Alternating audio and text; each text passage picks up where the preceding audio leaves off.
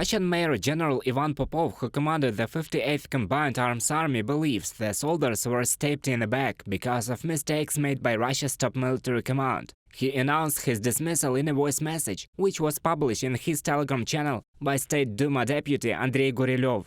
In the name of you, in the name of all our military friends who died, I had no right to lie. Therefore, I outlined all the problematic issues that exist today in the army, in combat work, in support. I called all things by their proper names. Ivan Popov, Major General, Commander of the 58th Combined Arms Army of the Southern District of the Russian Armed Forces.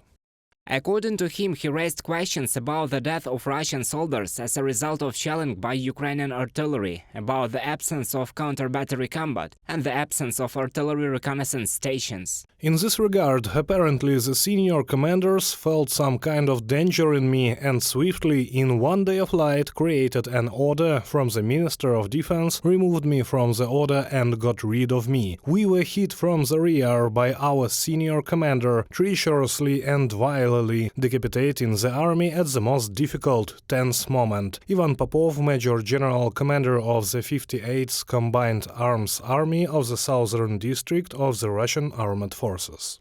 Secretary of the National Security and Defense Council of Ukraine Oleksii Danilov said that there are at least 14 generals in Russia who sympathize with Yevgeny Prigozhin, not Vladimir Putin. There are also cases when the Russian military did not resist the Wagner troops during their short rebellion. Journalists from the Reuters agency talked with Russians who witnessed the rebellion of the Wagner troops. The publication writes that people support Prigozhin.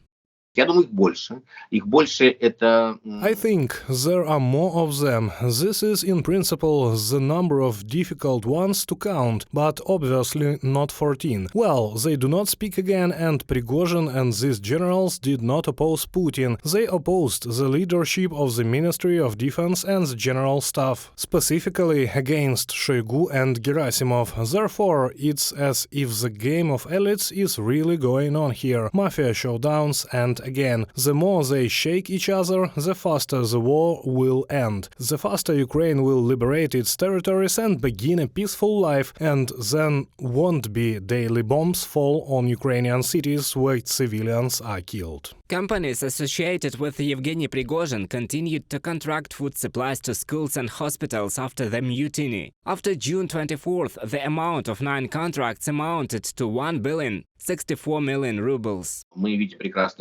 We see very well that after the so-called searches, Prigozhin was returned these billions which were allegedly confiscated. The whole game that was played in general for the world community, for part of the Russian elite to identify the fifth column, it worked, and in general we really will see in the near future all sorts of resignations, deaths, and in general rearrangements in the Russian elite, including its military unit. Journalists from the Project publication interviewed dozens of former and current employees of Prigozhin's companies, as well as his acquaintances. They described the motive that prompted Prigozhin to revolt in one word: lost his nerve. Recall that on June 23, 2023, Yevgeny Prigozhin, his private military company Wagner, attempted an armed rebellion against the leadership of the Russian Ministry of Defense. A column of thousands of armed Wagner troops entered Rostov-on-Don. Another column was moving towards Moscow. During the day, the fighters managed to cover 780 kilometers, in fact without encountering resistance.